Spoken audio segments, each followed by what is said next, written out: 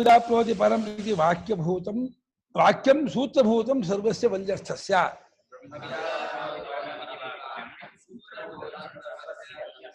ಪ್ರಸನ್ನ ಅವರು ಹೇಳಿದ್ರಲ್ಲ ಮೊದಲನೇ ವಾಕ್ಯ ಸೂತ್ರವಾಕ್ಯ ಎರಡನೇ ವಾಕ್ಯ ಬ್ರಾಹ್ಮಣ ವಾಕ್ಯ ಮೂರನೇ ವಾಕ್ಯ ಆಚಾರ್ಯ ಹೇಳಿದ್ದಾರೆ. ಬ್ರಹ್ಮವಿದಾಪ್ನೋತಿ ಪರಂ ಅನ್ನುವುದು ಇಡೀ ಎಲ್ಲ ವಲ್ಲಿಯ ಅರ್ಥಕ್ಕೆ ನೋಡಿ, ವಲ್ಲಿಗೆ ಸೂತ್ರ ಅಂತ ಇಲ್ಲ, ವಲ್ಲಿಯ ಅರ್ಥ ಯಾವುದೋ ಆತ್ಮವಿಚಾರ. ವಲ್ಲಿ ಬ್ರಹ್ಮವಲ್ಲಿ ಅದು ಆನಂದವಲ್ಲಿ. ಆನಂದವಲ್ಲಿಯಲ್ಲಿ ತತ್ವ ವಿಚಾರ ಆತ್ಮಜ್ಞಾನ ಹೇಳಿದೆ, ಅದೇ ವಿಷಯ. ಆ ವಿಷಯಕ್ಕೆ ಸಂಗ್ರಹವಾಕ್ಯ ಬ್ರಹ್ಮವಿದಾಪ್ನೋತಿ ಪರಂ ಅನ್ನೋದು. ಅಲ್ಲೇ ಜ್ಞಾನ ವಿಚಾರ ಇದೆ, ವಿತ್ತು ಅನ್ನೋದು ಜ್ಞಾನ ಹೇಳುತ್ತೆ, ವಿಷಯ ಇದೆ ಬ್ರಹ್ಮ ಅನ್ನೋದು, ಫಲ ಇದೆ ಪರಂ ಅನ್ನೋದು, ಪ್ರಯೋಜನ ಅಧಿಕಾರಿ ವಿಷಯ ಸಂಬಂಧ ನಾಲ್ಕು ಇದೆ ಒಂದೇ ವಾಕ್ಯದಲ್ಲಿ. ಹಾಗಾದ್ರಿಂದ ಅದು ಇಡೀ ವಲ್ಲಿಯ ಅರ್ಥ ಏನಿದೆ ಬ್ರಹ್ಮಾನಂದ ವಲ್ಲಿ, ಆ ವಲ್ಲಿಯ ಅರ್ಥ ವಿಷಯ ಏನಿದೆ, ಅರ್ಥನ ವಿಷಯ, ಆ ಅರ್ಥಕ್ಕೆಲ್ಲಕ್ಕೂ ಸೂತ್ರಪ್ರಾಯವಾಗಿದೆ. ಇನ್ನು ಸೂತ್ರನ ಸಂಗ್ರಹ ಅಲ್ಪಾಕ್ಷರಂ ಅಸಂದಿಗ್ಧಂ ಸಾರವದ್ ವಿಶ್ವತೋಮುಖಂ ಅಷ್ಟೋಭಂ ಅನವದ್ಯಂಚ ಸೂತ್ರಂ ಸೂತ್ರವಿದೋ ವಿದುಹು ಅಂತ ಸೂತ್ರಕ್ಕೆ ಡೆಫಿನೇಷನ್. ಅಕ್ಷರ ಕಮ್ಮಿ ಇರಬೇಕು, ಸಂದೇಹ ಇರಬಾರ್ದು, ದೋಷ ಇರಬಾರ್ದು, ವ್ಯರ್ಥಾಕ್ಷರ ಇರಬಾರ್ದು, ಅನ್ನೋದ್ರಿಂದ ಸಾರೋದು ಪೂರ್ತಿ ಎಲ್ಲವನ್ನು ಒಳಗೊಂಡಿರುವ ಅನೇಕ ಮುಖವಾಗಿ ಅರ್ಥ ಕೊಂಡಿರಬೇಕು, ಅನೇಕ ಅರ್ಥದ ಸಂಗ್ರಹವಾಗಿರಬೇಕು, ವಿಶ್ವತೋಮುಖವಾಗಿ ಅರ್ಥ ಮಾಡೋ ಬರುವಂಥದ್ದಾಗಿರ್ಬೇಕು. ಅದನ್ನ ಸೂತ್ರ ಎಂಬುದಾಗಿ ಸೂತ್ರವನ್ನು ಬಲ್ಲವರು ಹೇಳುತ್ತಾರೆ ಅಂತ ಒಂದು ಲಕ್ಷ್ಯ ಮಾಡಿದ್ದಾರೆ. ಹೀಗೆ ಇಡೀ ವಲ್ಯರ್ಥಕ್ಕೆಲ್ಲ ಸೂತ್ರಪ್ರಾಯವಾಗಿದೆ ಬ್ರಹ್ಮವಿದಾಪ್ನೋತಿ ಪರಂ ಎಂಬ ವಾಕ್ಯ. ಇವಾಗ ಹೇಳ್ತಾರೆ ಬ್ರಹ್ಮವಿದಾಪ್ನೋತಿ ಪರಂ ಇತ್ಯನೇನ ವಾಕ್ಯೇನ ವೇದ್ಯತೆಯ ಸೂಚಿತಸ್ಯ ಬ್ರಹ್ಮಣಃ ಅನಿರ್ಧಾರಿತ ಸ್ವರೂಪ ವಿಶೇಷಸ್ಯ ಸರ್ವತೋ ವ್ಯಾವೃತ್ತ ಸ್ವರೂಪ ವಿಶೇಷ ಸಮರ್ಪಣ ಸಮರ್ಥಸ್ಯ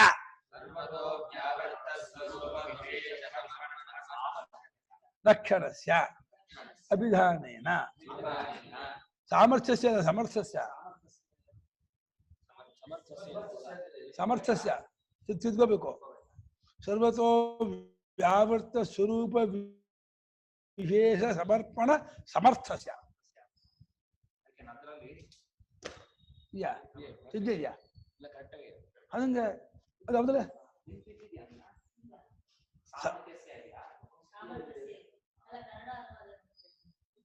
ಸಮರ್ಥ ಅದು ಅನುಮಾನ ಇಲ್ಲ. ಲಕ್ಷಣ ವಾಕ್ಯಕ್ಕೆ ಹೇಳ್ತಿದ್ದಾರೆ ಸತ್ಯಂ ಜ್ಞಾನಮನಂತ ಬ್ರಹ್ಮ ಇದೆಯಲ್ಲ, ಅದು ಎಂಥದ್ದು ಅಂದ್ರೆ ಎಲ್ಲದ್ರಿಂದಲೂ ಬೇರ್ಪಡಿಸುವುದರಲ್ಲಿ ಸಮರ್ಥವಾಗಿದೆ. ಲಕ್ಷಣಸ್ಯ ಅಭಿಧಾನೇನ ಸ್ವರೂಪ ನಿರ್ಧಾರಣಾಯ ಅವಿಶೇಷೇಣ ಚ ಉಕ್ತವೇದನಸ್ಯ ಬ್ರಹ್ಮಣಃ ಮುಖ್ಯಮಾಣ ಲಕ್ಷಣಸ್ಯ ವಿಶೇಷೇಣ ಪ್ರತ್ಯಗಾತ್ಮತಯಾ ಅನನ್ಯ ರೂಪೇಣ ವಿಜ್ಞೇಯತ್ವಾಯ ಬ್ರಹ್ಮವಿದ್ಯಾ ಫಲಂಚ ಬ್ರಹ್ಮವಿದೋ ಯತ್ ಪರಬ್ರಹ್ಮ ಪ್ರಾಪ್ತಿ ಲಕ್ಷಣ ಮುಕ್ತಂ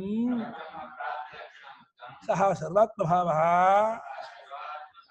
ಸರ್ವ ಸಂಸಾರ ಧರ್ಮಾತೀತ ಬ್ರಹ್ಮಸ್ವರೂಪತ್ವಮೇವ ನಾನ್ಯತ್ ಇತ್ಯೇತತ್ ಪ್ರದರ್ಶನಾಯ ಚ ತೇಷಾ ಋಗುದಾಕ್ರಿಯತೆ ತದೇಶಾಭ್ಯುಕ್ತ ಇತಿ. ಅದಕ್ಕೆ ಪೀಠಿಕೆ ತದೇಶಾಭ್ಯುಕ್ತ ಸತ್ಯಂ ಬ್ರಹ್ಮವಿದಾಪ್ನೋತಿ ಪರಂ ಅದೇ ವಾಕ್ಯ. ತದೇಶಾಭ್ಯುಕ್ತ ಇದೆಯಲ್ಲ ಅದಕ್ಕೆ ಪೀಠಿಕೆ ಹಾಕ್ತಾ ಇದ್ದಾರೆ. ಅದೇನಿದೆ ತಸ್ಮಿನ್ ಅರ್ಥೆ ಏಷಾ ಋಕ ಉಕ್ತ, ತಸ್ಮಿನ್ ಅರ್ಥೆ ಕಸ್ಮಿನ್ ಅರ್ಥೆ ಏಷಾ ಋಕದ ಕಾರುಕ್ ಕಿಂ ಉಕ್ತಂ ತತ್ರ ತತ್ಸರ್ವಂ ಅಸ್ಮಿನ್ ವಾಕ್ಯ ಸಂಗ್ರಹೀತಂ ಭಾಷ್ಯಕಾರೇಣ. ಏನೋ ಬ್ರಹ್ಮವಿದಾಪ್ನೋತಿ ಪರಂ ಅಂತ ಹೇಳಿ ಸೂತ್ರ ವಾಕ್ಯದಿಂದ ಹೇಳಿತು. ಬ್ರಹ್ಮವನ್ನು ಅರ್ಥವನು ಹೆಚ್ಚದನ್ನು ಪ್ರಕೋತಾನೆ ಅಂತ ಹೇಳಿ ಇತ್ಯನೇನ ವಾಕ್ಯನ ಇತ್ಯುಕ್ತೆ ಕೇನ ವಾಕ್ಯನ ಸೂತ್ರವಾಕ್ಯನ. ಬ್ರಹ್ಮವಿದಾಪ್ನೋತಿ ಪರಮ ಸೂತ್ರವಾಕ್ಯ ಅದು. ಬ್ರಹ್ಮವನ್ನು ಅರ್ಥವನು ಹೆಚ್ಚದನ್ನು ಪಡ್ಕೊಳ್ತಾನೆ ಎಂಬ ಈ ಸೂತ್ರವಾಕ್ಯದಿಂದ ವೇದ್ಯತೆಯ ಸೂಚಿತಸ್ಯ ತಿಳ್ಕೋಬೇಕು ಅಂತ ಹೇಳಿ ಸೂತ್ರಪ್ರಾಯವಾಗಿ ಹೇಳಿದ್ದಾಗಿರುವ ತಿಳ್ಕೋಬೇಕಪ್ಪ ಬ್ರಹ್ಮನ ಅದೇ ಪಶ್ಚಿಮ ಪುರುಷಾರ್ಥ ಅಂತ ಹೇಳಿ ತಿಳ್ಕೋಬೇಕು ಅಂತ ಹೇಳಿದ್ದಾಗಿರುವಂತಹ ಸೂತ್ರವಾಕ್ಯ. ಆ ಸೂಚ್ಯವಾದಂತಹ ಬ್ರಹ್ಮದ್ದರ ಬ್ರಹ್ಮ ಸ್ವರೂಪ ನಿರ್ಣಯ ಮಾಡಿಲ್ಲ ಅಲ್ಲಿ, ಬರೀ ಬ್ರಹ್ಮ ತಗೋಬೇಕು ಅಂತ ಅಷ್ಟೇ ಹೇಳಿದೆ. ಸ್ವರೂಪ ನಿರ್ಣಯ ಮಾಡ್ಬೇಕಲ್ಲ, ಅದಕ್ಕೆ ಅನಿರ್ಧಾರಿತ ಸ್ವರೂಪ ವಿಶೇಷಸ್ಯ, ಇನ್ನು ಅದರ ಸ್ವರೂಪ ವಿಶೇಷವನ್ನು ನಿರ್ಣಯ ಮಾಡಿಲ್ಲ. ಅನಿರ್ಧಾರಿತ ಅಂದ್ರೇನು? ನಿರ್ಣಯ ಮಾಡದೇ ಇದ್ದದ್ದಾದ ಸ್ವರೂಪ ವಿಶೇಷವನ್ನುಳ್ಳಂತಹ ಬ್ರಹ್ಮದ್ದರ. ಅಲ್ಲಿ ಹೇಳ್ತಾರೆ ಕ್ರಮ ಹೀಗೆ: ಯಾವ ಬ್ರಹ್ಮದ ಸ್ವರೂಪ ವಿಶೇಷವನ್ನ ಇನ್ನು ನಿರ್ಣಯ ಮಾಡಿಲ್ವೋ ಆ ಬ್ರಹ್ಮವು ನಿರ್ಣಯ ಮಾಡದೇ ಇದ್ದದ್ದಾಗಿರುವ ಸ್ವರೂಪ ವಿಶೇಷವನ್ನುಳ್ಳಂತಹ ಬ್ರಹ್ಮದ್ದರ, ತಿಳ್ಕೋಬೇಕು ಅಂತ ಹೇಳಿದ್ದಾಗಿರ್ತಕ್ಕಂಥದ್ದರ, ಸೂತ್ರಪ್ರಾಯವಾಗಿ ಹೇಳಿದ್ದಾಗಿರುವಂಥದ್ದರ, ಮತ್ತು ಆ ಲಕ್ಷಣ ಇದೆಯಲ್ಲ, ಮುಂದೆ ಹೇಳಕ ಸರ್ವತೋ ವ್ಯಾವೃತ್ತ, ಎಲ್ಲದ್ರನ್ನು ಬೇರ್ಪಡಿಸುತ್ತೆ ಆ ಲಕ್ಷಣ. ವಿಶೇಷಣ ಏನ್ ಮಾಡುತ್ತೆ? ಸಜಾತಿನ ಮಾತ್ರ ಬೇರ್ಪಡಿಸುತ್ತೆ. ಕುಮಾರ ಯಾವ ಕುಮಾರ? ಯಲಹಂಕ ಕುಮಾರ ಅಲ್ಲ, ಅದ ಕರಿಹೋಬನ ಕುಮಾರ ಅಲ್ಲ, ಇಲ್ಲಿ ಮಠದ ಕುಮಾರ ಅಂದ್ರೆ ಈ ವಿಶೇಷಣ ಇಲ್ಲಿರೋ. ಆದ್ರೆ ಅವಕಾಶ ಕೊಡೋದು ಆಕಾಶ ಅಂದ್ರೆ ಇನ್ಯಾವುದಕ್ಕಿದೆ ಅದು ಆ ಲಕ್ಷಣ? ಇನ್ಯಾವುದಕ್ಕೂ ಇಲ್ಲ ಅವಕಾಶ ಕೊಡೋ ಆಕಾಶ, ಅದು ಲಕ್ಷಣ ಅದು. ಆದ್ರೆ ಕೆಂಪಾದ ಗುಲಾಬಿ ಅನ್ನೋದು ವಿಶೇಷಣ. ಯಾಕೆ ಹೇಳೋ? ಎಲ್ಲರನ್ನೂ ಬೇರ್ಪಡಿಸಲ್ಲ ಅದು. ಬಿಳಿ ಗುಲಾಬಿ ಇದೆ, ಹಳದಿ ಗುಲಾಬಿ ಇದೆ, ಇನ್ನೂ ಗುಲಾಬಿ ಇದೆ. ಇದು ಲಕ್ಷಣಕ್ಕೂ ವಿಶೇಷಕ್ಕೂ ವ್ಯತ್ಯಾಸ. ಎಲ್ಲದ್ರನ್ನೂ ಬೇರ್ಪಡಿಸೋದು ಲಕ್ಷಣ, ಸಜಾತಿನ ಬೇರ್ಪಡಿಸೋದು ವಿಶೇಷಣ. ನೀಲಿ ಕುರ್ಚಿ ಅಂದ್ರೆ ಆ ಬಿಳಿ ಕುರ್ಚಿ ಅಲ್ಲ ಅಂತ, ಕಪ್ಪು ಕುರ್ಚಿ ಅಲ್ಲ ಅಂತ ವಿಶೇಷಣ. ಹಾ, ಲಕ್ಷಣ ಡೆಫಿನೇಷನ್. ಲಕ್ಷ್ಯತೆ ಅನೇನಾದಿ ಲಕ್ಷಣ, ಇದೊಂದು ಅಬ್ಜೆಕ್ಟಿವ್. ಹೀಗೆ ಸರ್ವತಃ ಎಲ್ಲದರಿಂದಲೂ ವ್ಯಾವೃತ್ತನ ಹಿಂತಿರುಗಿದ್ದಾದ ಒಂದು ಸ್ವರೂಪ, ಬ್ರಹ್ಮಸ್ವರೂಪ. ಆ ಸ್ವರೂಪ ವಿಶೇಷ, ಅದೇ ವಿಶೇಷ. ಬ್ರಹ್ಮಸ್ವರೂಪ ಅನ್ನೋದೇ ವಿಶೇಷ. ಅದನ್ನ ಸಮರ್ಪಣೆ ಮಾಡೋದ್ರಲ್ಲಿ, ಸಮರ್ಪಣೆ ಮಾಡೋದನ್ನು ತಿಳಿಸ್ಕೊಡೋದು. ಎಲ್ಲಿ ಸಮರ್ಪಣೆ ಮಾಡುತ್ತೆ? ಬುದ್ಧಿಗೆ. ಬುದ್ಧಿಗೆ ಸಮರ್ಪಣೆ ಮಾಡೋದು ಸಮರ್ಥವಾಗಿದೆ, ಗಟ್ಟಿ. ಆ ವಿಶೇಷಣ ಕೊಟ್ರೆ, ಸತ್ಯಂ ಜ್ಞಾನಂ ಅನಂತಂ ಬ್ರಹ್ಮ ಅನ್ನೋ ಅಕ್ಷರವಾಕ್ಯವನ್ನು ಸರಿಯಾಗಿ ಅರ್ಥ ಮಾಡ್ಕೊಂಡ್ರೆ ನಿಮ್ಗೆ ತತ್ವಜ್ಞಾನ ಆಗಲೇಬೇಕು. ತತ್ವಜ್ಞಾನವಾಗಿಲ್ಲ ಅಂದ್ರೆ ಆ ವಾಕ್ಯ ನಿಮ್ಗೆ ಅರ್ಥವಾಗಿಲ್ಲ. ಆ ವಾಕ್ಯ ಅರ್ಥವಾಗಿದೆ ಅಂದ್ರೆ ತತ್ವಜ್ಞಾನವಾಗಿದೆ. ಅದು ಅವ್ಯಭಿಚಾರಿತವಾದ ಲಕ್ಷಣ ಅದು. ಆ ಲಕ್ಷಣ ಅದನ್ನುಳ್ಳಂತ ಇದು ವೇಷಾಭ್ಯುಕ್ತ, ಇದು ಪೀಠಿಕೆ ಲಕ್ಷಣ. ಆ ಲಕ್ಷಣ ಹೇಳ್ತಾ ಇರುತ್ತೆ ಅಂತ ಹೇಳ್ತಾ ಅಂದ್ರೆ ತದೇಶಾಭ್ಯುಕ್ತ. ತದೇಶಾಭ್ಯುಕ್ತ ಏನ್ ಹೇಳ್ತೆ ಅಂದ್ರೆ ಆ ಲಕ್ಷಣ ಹೇಳುತ್ತೆ ಅಂತ. ಸಮರ್ಥವಾಗಿರುವ ಆ ಲಕ್ಷಣವನ್ನ ಹೇಳೋದರ ಮೂಲಕ, ಏನಕ್ಕೆ ಹೇಳೋದ್ರ ಮೂಲಕ? ಸ್ವರೂಪ ನಿರ್ಧಾರಣ. ಆ ಬ್ರಹ್ಮ ಸ್ವರೂಪವನ್ನು ನಿರ್ಣಯ ಮಾಡುವುದಕ್ಕೋಸ್ಕರವಾಗಿ ಏನ್ ಮಾಡುದು? ಸಾಮಾನ್ಯವಾಗಿ ತಿಳ್ಕೋಬೇಕು ಅಂತ ಹೇಳಿದ್ದಾಗಿರುವ ಬ್ರಹ್ಮದ್ದರ ಅವಿಶೇಷಣ ಅಂದ್ರೆ ಜನರಲ್ ಆಗಿ, ಅವಿಶೇಷೇಣ ಉಕ್ತ ವೇದಸ್ಯ, ಉಕ್ತಂ ವೇದನಂ ಯಸ್ಯ ತತ್ ಉಕ್ತ ವೇದಂ ತಸ್ಯ. ಅದ ಅವಿಶೇಷ ಉಕ್ತ ವೇದನಸ್ಯ ಬ್ರಹ್ಮಣ ಎಲ್ಲ ಅಭಿಧಾನ ಮುಂದೆ ಹಿಂದೆ ಆಯ್ತದೋ. ಸಮರ್ಥಸ್ಯ ಲಕ್ಷಣಸ್ಯ ಅಭಿಧಾನೇನ, ಆ ಲಕ್ಷಣವನ್ನು ಹೇಳುವುದರ ಮೂಲಕ ಎಲ್ಲದರಿಂದಲೂ ಬೇರ್ಪಟ್ಟದ್ದಾಗಿರುವ ಸ್ವರೂಪ ವಿಶೇಷವನ್ನ ಬುದ್ಧಿಗೆ ಸಮರ್ಪಣೆ ಮಾಡುವುದು, ಸಮರ್ಥವಾಗಿರುವ ಲಕ್ಷಣವನ್ನು ಹೇಳುವುದರ ಮೂಲಕ ಅದರ ಸ್ವರೂಪವನ್ನು ನಿರ್ಣಯ ಮಾಡುವುದಕ್ಕಾಗಿ ಸಾಮಾನ್ಯವಾಗಿ ತಿಳ್ಕೋಬೇಕು ಅಂತ ಹೇಳಿದ್ದಾಗಿರುವಂತಹ ಬ್ರಹ್ಮದ್ದರ ಭಕ್ಷ್ಯಮಾನ ಲಕ್ಷಣಸ್ಯ, ಮುಂದೆ ಹೇಳುವ ಲಕ್ಷಣವಿಲ್ಲ ಅಂದ್ರೆ ಸತ್ಯಂ ಜ್ಞಾನ ಅಂತ ಲಕ್ಷಣ ಅದು. ಆ ಲಕ್ಷಣವುಳ್ಳಂತಹ ವಿಶೇಷವಾಗಿ ಅದನ್ನು ಪ್ರತ್ಯೇಗಾತ್ಮನಾಗಿ ಇದ್ದಾನೆ ಅಂತ ತಿಳ್ಕೊಳ್ಬೇಕಾಗಿದೆ. ಎಲ್ಲ ಹುಡ್ಕೋಕ್ ಹೋಗ್ಬೇಡಿ ಆ ಬ್ರಹ್ಮನ. ಸತ್ಯಜ್ಞಾನ ಅನಂತವಾದ ಬ್ರಹ್ಮನ ಪ್ರಪಂಚ ಹುಡ್ಕೋಕ್ ಹೋದ್ರೆ ಸಿಗಲ್ಲ. ಅದು ಒಳದು ಪ್ರತ್ಯೇಗಾತ್ಮತೆಯ ಅನನ್ಯ ರೂಪೇಣ ವಿಜ್ಞೇಯತ್ವಾಯ, ನಿಮಗಿಂತ ಬೇರೆ ಎಲ್ಲದ್ದಾಗಿರುವಂಥದ್ದು ಎಂಬುದಾಗಿ ತಿಳ್ಕೊಳ್ಬೇಕು ಅನ್ನೋದಕ್ಕೋಸ್ಕರವಾಗಿ ಆ ಸ್ವರೂಪ. ಯಾವ ಸ್ವರೂಪ ತಿಳ್ಕೊಂಡು ನೀವು ಹೊರಟಿದ್ದೀರೋ ಅದು ನಿಮ್ಗಿಂತ ಬೇರೆ ಅಲ್ಲ, ನಿಮ್ಮ ಸ್ವರೂಪವೇ, ನೀವೇ, ನಿಮ್ಮ ಸ್ವರೂಪ ಅಲ್ಲ. ಮತ್ತೇನು? ಅನನ್ಯ ರೂಪದಿಂದ ಆಗಿಲ್ಲ, ನಿಮ್ಮ ಸ್ವರೂಪ ಆಗಿದೆ ಎಂಬುದಾಗಿ ಆರು ತಿಳ್ಕೊಳ್ಬೇಕು ಅನ್ನೋದಕ್ಕೋಸ್ಕರವಾಗಿ. ಮತ್ತು ಬ್ರಹ್ಮವಿದ್ಯೆಯ ಫಲವನ್ನು ಕೂಡ ಹೇಳಬೇಕು. ಯಾರಿಗೆ? ಬ್ರಹ್ಮವಿದ, ಬ್ರಹ್ಮ ತಿಳ್ಕೊಂಡವರಿಗೆ ಬ್ರಹ್ಮವಿದ್ಯಾ ಫಲ ಯಾವುದು? ಪರಬ್ರಹ್ಮ ಪ್ರಾಪ್ತಿಯ, ಸ್ವರ್ಗ ಅಲ್ಲ, ಇನ್ನೇನೋ ಪ್ರಾಪ್ತಿ ಅಲ್ಲ. ಬ್ರಹ್ಮ ತಿಳ್ಕೊಂಡವನಾಗೋ ಫಲ ಏನು? ಪರಬ್ರಹ್ಮ ಪ್ರಾಪ್ತಿ ಲಕ್ಷಣಂ ಬ್ರಹ್ಮವಿದ ಫಲಂ. ಏನು ಹೇಳಿತ್ತು? ಆ ಸರ್ವಾತ್ಮ ಭಾವ ಏನಿದೆ ಅದೆಂಥದ್ದು? ಎಲ್ಲಾ ಪ್ರಕಾರದ್ದಾದ ಸಂಸಾರ ಧರ್ಮವನ್ನು ಮೀರಿದ್ದಾಗಿರುವ ಬ್ರಹ್ಮಸ್ವರೂಪವೇ. ಹೆಂಗ್ ಹೇಳ್ತಿದ್ದಾರೆ ಭಾಷಿಗಾರದೆ?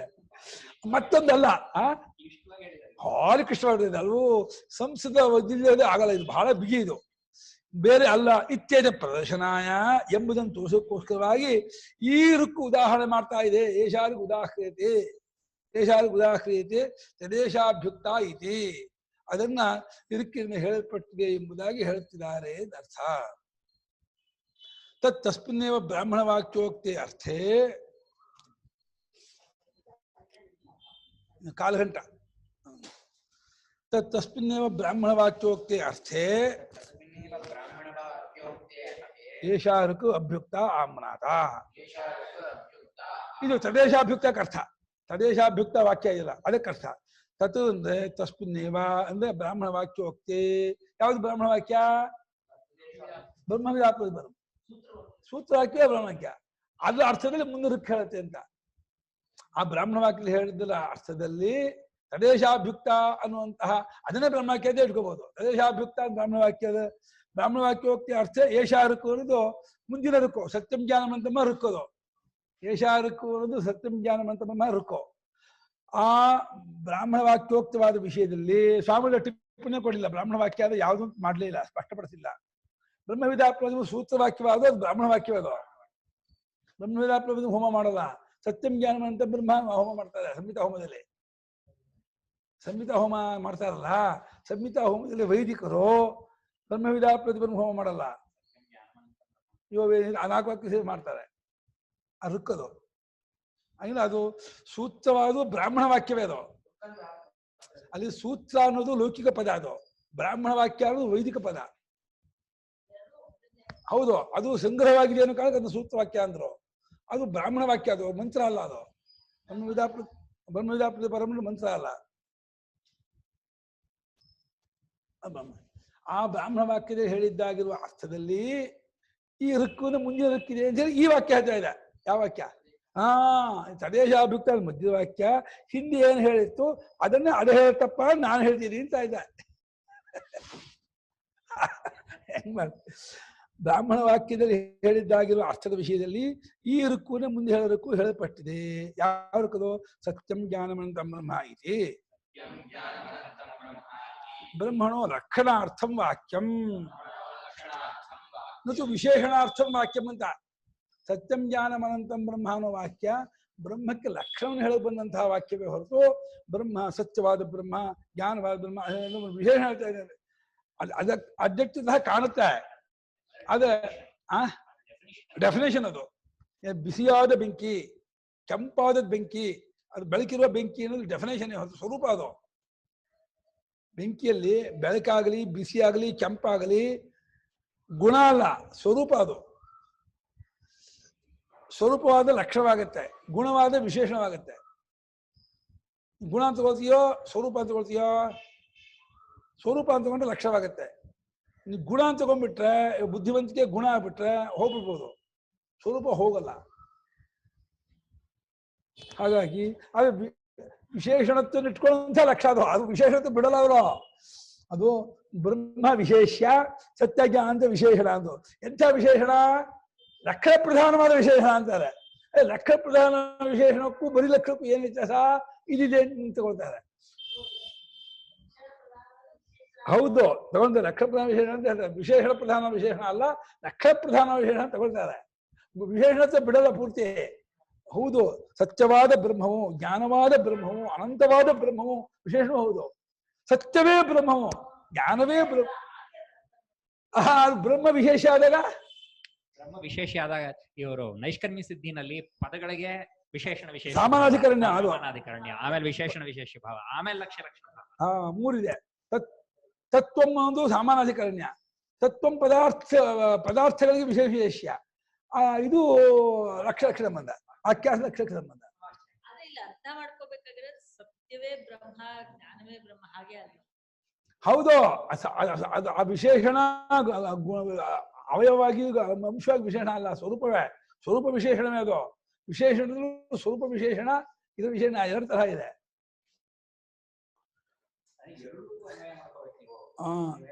ಸತ್ಯವೂ ಬ್ರಹ್ಮ, ಜ್ಞಾನವೂ ಬ್ರಹ್ಮ, ಹೌದು ಬ್ರಹ್ಮ. ಯಾವುದು ಸತ್ಯವೋ ಅದೇ ಬ್ರಹ್ಮ, ಯಾವುದು ಜ್ಞಾನವೋ ಅದೇ ಬ್ರಹ್ಮ, ಯಾವುದು ಅನಂತವೋ ಅದೇ ಬ್ರಹ್ಮ. ಅವರದು 4 ಪದ ಇದೆಯಲ್ಲ, 4 ಪದದಲ್ಲಿ 1 ವಿಧೇಯ 3 ಇದು ಅನುವಾದ. ಹಾಗೆ ಮುಂಚೆ ಮಾಡೋದು, ಮುಂದೆ ಬರೀತಾರೆ ವಿಶೇಷ ವಿಶೇಷಣ ಅಂತ ಮುಂದೆ ತಗೊಳ್ತಾರೆ. ಇವಾಗ ಮುಂದಿನ ವಾಕ್ಯ ನೋಡಿ, ಸತ್ಯಾದೀನಿ 3 ವಿಶೇಷಣಾರ್ಥಾನಿ ಪದಾನಿ ವಿಶೇಷಸ್ಯ ಬ್ರಹ್ಮಣಃ. ನೆಕ್ಸ್ಟ್ ವಾಕ್ಯ, ಸತ್ಯವೇ ಮುಂತಾದ 3 ಪದಗಳು ವಿಶೇಷಣಕ್ಕಾಗಿ ಬಂದಿದೆ. ವಿಶೇಷಣಕ್ಕಾಗಿ ಎಂಥ ವಿಶೇಷಣ ಅಂದ್ರೆ ಲಕ್ಷಣ ಪ್ರಧಾನವಾದ ವಿಶೇಷಣ. ವಿಶೇಷಣದಲ್ಲಿ ವಿಶೇಷಣ ಪ್ರಧಾನವಾದ ವಿಶೇಷಣ, ಲಕ್ಷಣ ಪ್ರಧಾನವಾದ ವಿಶೇಷಣ ಅಂತಿದೆ. ಸ್ವಲ್ಪ ಕ್ಲಿಷ್ಟ ಅರ್ಥ ಮಾಡ್ಕೊಳ್ಳೋದು. ಅದು ಅರ್ಥ ಮುಂದೆ ಸ್ಪಷ್ಟವಾಗತ್ತೆ. ಸತ್ಯವೇ ಮುಂತಾದ ಸತ್ಯ, ಜ್ಞಾನ, ಅನಂತ, ಇದು ಮೂರು ವಿಶೇಷಣಕ್ಕಾಗಿರ್ತಕ್ಕಂತಹ ಮೂರು ಪದಗಳು. ಯಾವುದಕ್ಕೆ? ವಿಶೇಷ್ಯವಾದ ಬ್ರಹ್ಮ. ವಿಶೇಷ್ಯ ಅಂದ್ರೆ ವಸ್ತು, ವಿಶೇಷಣ ಅಂದ್ರೆ ಗುಣ. ಗುಲಾಬಿ ಅನ್ನೋದು ವಸ್ತು, ಅದು ವಿಶೇಷ್ಯ. ಕೆಂಪಾದ ಗುಲಾಬಿ, ನೀಲಿಯಾದ ಗುಲಾಬಿ, ಬಿಳಿಯಾದ ಗುಲಾಬಿ ವಿಶೇಷಣ. ಹಾಗೆ ಉದ್ದವಾದ ಮನುಷ್ಯ, ದಪ್ಪವಾದ ಮನುಷ್ಯ, ತಳ್ಳಿಗಿರೋ ಮನುಷ್ಯ ವಿಶೇಷಣ. ಮನುಷ್ಯ ಅನ್ನೋದು ವಿಶೇಷ್ಯ. ವಿಶೇಷ್ಯ ಅಂದ್ರೆ ವಸ್ತು ಅಂತ ಅರ್ಥ. ವಿಶೇಷಣ ಅಂದ್ರೆ ಅಡ್ಜೆಕ್ಟ್ ಗುಣ ಅಂತ ಅರ್ಥ. ವಿಶೇಷ್ಯಂ ಬ್ರಹ್ಮ. ಇಲ್ಲಿ ಈ ವಾಕ್ಯದಲ್ಲಿ ಬ್ರಹ್ಮವು ವಿಶೇಷ್ಯ. ಸತ್ಯಂ ಜ್ಞಾನಮನಂತಂ ಬ್ರಹ್ಮ ಅನ್ನೋ ವಾಕ್ಯದಲ್ಲಿ ಬ್ರಹ್ಮ ವಿಶೇಷ್ಯ, ಮೂರು ವಿಶೇಷಣ. ಯಾಕದು ವಿಶೇಷ್ಯ? ವಿವಕ್ಷಿತತ್ವ ದ್ವೇಜ್ಯತೆಯ. ತಿಳ್ಕೋಬೇಕು ಅಂತ ಹೇಳ್ಬೇಕು ಅಂತ ಇಷ್ಟಪಟ್ಕೊಂಡ್ರೆ ಅದನ್ನೇ. ಯಾವುದನ್ನು ತಿಳ್ಕೋಬೇಕು ಅಂತ ಹೇಳ್ಬೇಕು ಅಂತ ಇಷ್ಟಪಟ್ಕೊಂಡಿದ್ಯೋ, ತಿಳ್ಕೋಬೇಕು ಅಂತ ಹೇಳಿ ಹೇಳ್ಬೇಕು ಅಂತ ಇಷ್ಟಪಟ್ಕೊಂಡಿದೆ. ತಿಳ್ಕೋಬೇಕು ಅನ್ನೋಕ್ಕೋಸ್ಕರ ಹೇಳ್ತಾ ಇದೆ, ಹೇಳ್ಬೇಕು ಅಂತ ಇಷ್ಟಪಟ್ಕೊಂಡಿದೆ, ಅದು ಬ್ರಹ್ಮ. ವೇದ್ಯತೆಯ ವಿವಕ್ಷಿತತ್ವ, ತಿಳಿದುಕೊಳ್ಳಬೇಕೆಂಬುದಾಗಿ ಹೇಳಬೇಕು ಅಂತ ಹೇಳಿ ಇಷ್ಟಪಟ್ಕೊಂಡಿದೆಯಾದ್ದರಿಂದ ಅದು ವಿಶೇಷ್ಯ ಬ್ರಹ್ಮ. ವಿಶೇಷಣ ವಿಶೇಷತ್ವಾದೇವ ಸತ್ಯಾದೀನಿ ಏಕವಿಭಕ್ತ್ಯಂತಾನಿ ಪದಾನಿ ಸಮಾನಾಧಿಕರಣಾನಿ. ಯಾವಾಗಲೂ ವಿಶೇಷ ವಿಶೇಷ ಸಮಾನಾಧಿಕರಣವಾಗಿ ಇರುತ್ತೆ. ಇದರಿಂದ ವಿಶೇಷ ವಿಶೇಷ ಆಗೋದೇ ಇಲ್ಲ. ವಿಶೇಷಣ ವಿಶೇಷತ್ವಾದಿವ, ವಿಶೇಷಣ ವಿಶೇಷತ್ವವನ್ನು ಹೊಂದಿರುವ ಸತ್ಯ ಜ್ಞಾನ ಅಂತ ವಿಶೇಷಣ, ಬ್ರಹ್ಮ ವಿಶೇಷ ಅಂತ ಹೀಗೆ ವಿಶೇಷ ವಿಶೇಷವಾಗಿ ಇದ್ಕೊಂಡಿರೋದ್ರಿಂದಲೇ ಸತ್ಯವೇ ಮುಂತಾದ ಮೂರು ಪದವು ಮತ್ತು ಬ್ರಹ್ಮ ಅನ್ನೋ ಪದ ಈ ಎಲ್ಲವೂ ಕೂಡ ಒಂದೇ ವಿಭಕ್ತಿಯಲ್ಲಿ ಕೊನೆಗೊಂಡದ್ದಾಗಿದೆ. ಸತ್ಯಂ ಅದು ನಪುಂಸಕಲಿಂಗ ಏಕವಚನ, ಜ್ಞಾನಂ ಅನ್ನೋದು ನಪುಂಸಕಲಿಂಗ ಏಕವಚನ, ಅನಂತಂ ನಪುಂಸಕಲಿಂಗ ಏಕವಚನ, ಬ್ರಹ್ಮವೂ ಹಾಗೆ ನಪುಂಸಕಲಿಂಗ ಏಕವಚನ. ವಚನವೂ ಅದು, ಲಿಂಗವೂ ಅದು. ಯಲ್ಲಿಂಗಂ ಯದ್ವಚನಂ ಯಾಚ ವಿಭಕ್ತಿ ವಿಶೇಷಸ್ಯ ತಲ್ಲಿಂಗಂ ತದ್ವಚನಂ ಸಾಚ ವಿಭಕ್ತಿ ವಿಶೇಷಣಸ್ಯ ಅಂತ. ಹಾಗಾಗಿ ಬ್ರಹ್ಮ ನಪುಂಸಕಲಿಂಗ ಆಗಿ ವಿಶೇಷವಾಗಿರೋದ್ರಿಂದ, ಏಕವಚನವಾಗಿರೋದ್ರಿಂದ ಆ ವಿಶೇಷಣವಾಗಿರೋ ಅದು ನಪುಂಸಕಲಿಂಗವಾಗಿ ಏಕವಚನವಾಗಿರುತ್ತೆ. ಏಕವಿಭಕ್ತಿ ಅಂತವಾಗಿ ಇರುವ ಪದಗಳು ಸಮಾನಾಧಿಕರಣವಾಗಿದೆ ಅಂದರೆ ಯದ್ ಬ್ರಹ್ಮ ಯತ್ ಸತ್ಯಂ ತದೇವ ಬ್ರಹ್ಮ, ಯದ್ ಬ್ರಹ್ಮ ತದೇವ ಸತ್ಯಂ. ಕೆಂಪಾದದ್ದು ಯಾವುದೋ ಅದೇ ಗುಲಾಬಿ, ಗುಲಾಬಿ ಯಾವುದೋ ಅದೇ ಕೆಂಪು. ಕೆಂಪಿಗೂ ಗುಲಾಬಿಗೂ ಆ ಎರಡು ಪದಕ್ಕೂ ಆ ವಸ್ತು ಒಂದೇ ಅಧಿಕರಣ. ಸಮಾನಂ ಅಧಿಕರಣಂ ಯಯೋಸ್ತತ, ಯಯೋಹ ಕಯೋಹ ಪದಯೋಹ. ಕೆಂಪು ರಕ್ತ, ಅದು ಪುಷ್ಪ, ರಕ್ತ ಪುಷ್ಪ, ರಕ್ತ ಪುಷ್ಪ ಅನ್ನೋ ಎರಡು ಪದಕ್ಕೂ ಒಂದು ವಸ್ತು ಆಧಾರ ಇದೆ. ಆ ವಸ್ತುನ ಹೇಳಕ್ಕಾಗಲ್ಲ.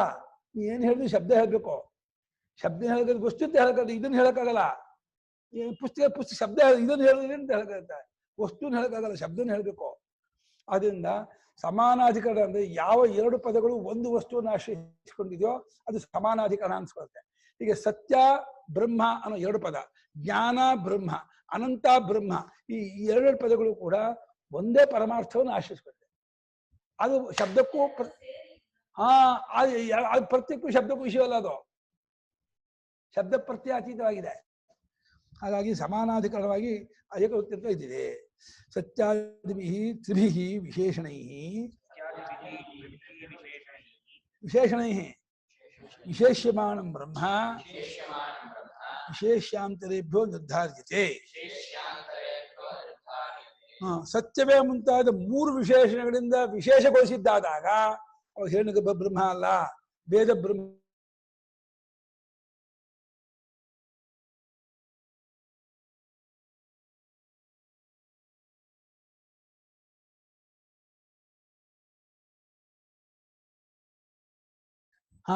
ಸತ್ಯವೇ ಮುಂತಾದ ಮೂರು ವಿಶೇಷಣಗಳಿಂದ ವಿಶೇಷಗೊಳಿಸಿದ್ದಾದ ಬ್ರಹ್ಮ ಏನಾಗುತ್ತೆ? ವಿಶೇಷ್ಯ. ಇನ್ನೊಂದು ಬ್ರಹ್ಮ ಇದೆಯಲ್ಲ, ಅದಲ್ಲ ಗೊತ್ತಾಗತ್ತೆ. ಅದನ್ನು ಎಲ್ಲ ಬ್ರಹ್ಮ ಅಂತ ಬ್ರಹ್ಮ ಅಂತ ಹೇಳ್ತಾರಲ್ಲ. ತದೇತ ಬ್ರಹ್ಮ ಕತ್ತ ಬಿಚ್ಚೋದಿಲ್ಲ. ಬ್ರಹ್ಮ ಬ್ರಾಹ್ಮಣ ಜಾತಿ ಬ್ರಹ್ಮ ಇದೆ. ಸತ್ಯಜ್ಞಾನ ಬ್ರಹ್ಮ ಅಂದ್ರೆ ಇದು ಸತ್ಯ ಬರೀ ಬ್ರಹ್ಮವಿದಾಪ್ರೋತಿ ಪರಂ ಅಂದ್ರೆ ಹೆಣ್ಣಿಗೆ ಬ್ರಹ್ಮ ಹೇಳ್ತಾ ಇದ್ದಾರೆ ಅಂತ ಅನ್ಕೋಬಹುದು. ಆ ಬ್ರಹ್ಮ ತಗೊಂಡು ನಾನು ಹೇಳ್ತಾ ಇಲ್ಲ. ಇದು ಹೆಣ್ಣಿಗೆ ಬಹುಪಾಸನ ವಿಚಾರ ಅಲ್ಲ. ಇದು ವಸ್ತುತಂತ್ರವಾದ ಆತ್ಮಜ್ಞಾನ. ಆ ಬ್ರಹ್ಮ ಸತ್ಯಜ್ಞಾನ ಅಂತ ಲಕ್ಷಣದಿಂದ ಕೂಡಿದ್ದು. ಆ ಲಕ್ಷಣ ಇದಕ್ಕಲ್ಲಿ ಯಾವುದಕ್ಕೂ ಹೊಂದಲ್ಲ, ಇದು ಒಂದಕ್ಕೆ ಹೊಂದುವಂಥದ್ದು. ಏವಂ ಹಿ ತಜ್ಞಾತಂ ಭವತಿ ಇದನ್ನೇಭ್ಯೋ ನಿರ್ಧಾರಿತ ಯಥಾಲೋಕೆ ನೀಲಂ ಮಹತ್ ಸುಗಂಧಿ ಉತ್ಪಲಂ ಇತಿ. ಈ ರೀತಿ ಹೇಳಿದಾಗಲೇ ಅಲ್ವೇ ಅದು ಗೊತ್ತಾದದ್ದಾಗಿದೆ. ಮಹಾ ಅದು ಕಾರ್ಯಾಲಯದ ಸಂಸ್ಕೃತ ಭಗವದ್ಗೀತೆ ತಗೊಂಬ ಅಂದ್ರೆ ಅವಾಗ ಅದು ಒಂದೇ ಸೆಮೆಂಟ್ ಇರೋದು, ಅದನ್ನೇ ತಗೊಳ್ಬೇಕು. ಬೇರೆ ಭಗವದ್ಗೀತೆ ತಂದ್ರೂ ಆಗೋಲ್ಲ, ಗೋರಖ್ಪುರದ್ದು ಜಿನನ್ಯ ಸಾಗರ ಆಗಲ್ಲ, ಅಥವಾ ಕನ್ನಡ ತಂದ್ರೂ ಆಗೋಲ್ಲ. ಯಾಕೆ ನಾನು ಹೇಳಿದ್ದು ಕಾರ್ಯಾಲಯದ ಸಂಸ್ಕೃತ ಭಗವದ್ಗೀತೆ ಅಂದಾಗ ಆ ವಿಶೇಷಣ ಅದು ಒಂದಕ್ಕೆ ಪರ್ಟಿಕ್ಯುಲರ್ ಇಲ್ಲ. ಹಾಗೆ ಈ ರೀತಿ ಸತ್ಯಜ್ಞಾನ ಅನಂತವಾದದ್ದು ಅಂತ ಹೇಳಿಬಿಟ್ರೆ ಬ್ರಹ್ಮಕ್ಕೆ ಅದು ಆ ಮೂರು ವಿಶೇಷಣವು ಇದಕ್ಕೇ ಮೀಸಲಾಗಿರ್ತಕ್ಕದ್ದಾದ್ರಿಂದ ಅದನ್ನು ಅರ್ಥ ಮಾಡಿಕೊಂಡವನಿಗೆ ಅದು ಗೊತ್ತಾದದ್ದಾಗಿ ಆಗುತ್ತದೆ. ಹೇಗೆ ಗೊತ್ತಾಗದ್ದಾಗುತ್ತೆ? ಅನ್ಯೇಭ್ಯೋ ನಿರ್ಧಾರ, ಬೇರ್ಪಡಿಸಿದ್ದಾಗಿ, ಬೇರೆದ್ರಿಂದ ಬೇರ್ಪಡಿಸಿದ್ದಾಗಿ ಪರ್ಟಿಕ್ಯುಲರ್ ನಿರ್ಗುಣ ಬ್ರಹ್ಮ ಒಂದನ್ನೇ ಹೇಳ್ತಾ ಇದೆ ಅಂತ ಹೇಳಿ ಗೊತ್ತಾಗುತ್ತೆ. ಇದಕ್ಕೆ ದೃಷ್ಟಾಂತ ಕೊಟ್ಟು ನೀಲಂ ಮಹತ್ ಸುಗಂಧಿ ಉತ್ಪಲ ಮಾನಯ ಅಂತಂತಾರೆ. ನೀಲಿಯಾದ ಮತ್ತೆ ದೊಡ್ಡದಾಗಿರುವ ಸುಗಂಧಿ ವಾಸನೆ ಇರುವಂತಹ ನೈದಿಲೆ ತಗೊಂಬ ಅಂದ್ರೆ ತುಂಬಾ ನೈದಿಲೆ ರಾಶಿ ಇದೆ. ಅದು ಎಲ್ಲಕ್ಕಿದ್ರು ಯಾವುದು ಬಿಗ್ಗೆಸ್ಟ್ ಅದು ನೋಡ್ಬೇಕು, ದೊಡ್ಡದು ನೋಡ್ಬೇಕು, ವಾಸನೆಯೂ ಇರಬೇಕು, ನೀಲಿಯೂ ಬಣ್ಣ ಇರಬೇಕು. ಅಲ್ಲಿ ಕೆಂಪುದಿದೆ, ಬಿಳಿದಿದೆ, ನೀಲಿದು ಇದೆ, ದೊಡ್ಡದು ಇದೆ, ಚಿಕ್ಕದೂ ಇದೆ, ಮಧ್ಯಮದ್ದು ಇದೆ. ಈ ಆ ವಾಕ್ಯ ಅರ್ಥ ಮಾಡ್ಕೊಂಡು ನೀಲಿಯಾದ ದೊಡ್ಡದಾದ ವಾಸನೆ ಇರುವಂತಹ ನೈದಿಲೆ ತಗೊಂಬ ಅಂದ್ರೆ ಅದು ಒಂದೇ ತಗೊಂಬರೋದು. ಹೇಗೆ ಅದು ಪಟ್ಟು ಅದು ಒಂದಕ್ಕೆ ನಿಲ್ಲುತ್ತೋ ಆ ವಿಶೇಷಣ. ಹಾಗೆ ಸತ್ಯಜ್ಞಾನ ಅನಂತವಾದ ಬ್ರಹ್ಮ ಅಂತಂದ್ರೆ ಯಾವುದಕ್ಕೂ ಮನಸ್ಸು ಹೋಗದೇನೆಯೇ ಕೇವಲ ಪರಬ್ರಹ್ಮದಲ್ಲಿಯೇ ಮನಸ್ಸು ನಿಂತ್ಕೊಳ್ಳುತ್ತಲ್ಲ, ಆ ರೀತಿ ವಿಶೇಷ ಕೊಟ್ಟು ತಿಳಿಸ್ಕೊಡ್ತಾ ಇದೆ. ಅದು ಅದನ್ನು ಒಂದನ್ನೇ ಹೇಳುತ್ತೆ. ಈಗ ಮತ್ತೆ ಹೇಗೆ ತಿಳಿಸ್ಕೊಡುತ್ತೆ ಅಂತ ಚರ್ಚೆ ಮಾಡ್ತಾರೆ. ಇವಾಗ ಆ ಲಕ್ಷ ಲಕ್ಷಣ ಸ್ವರೂಪ ಹೇಳ್ಬಿಟ್ಟು ಆ ವಾಕ್ಯ ಬ್ರಹ್ಮ ಸ್ವರೂಪ ಯಾವ ರೀತಿಗೂ ಅರ್ಥ ಮಾಡಿಸುತ್ತೆ ಅಂತ 11:15 ಆಯ್ತು. ಮುಂದಕ್ಕೆ ನಾಳೆ ಹೇಳೋಣ.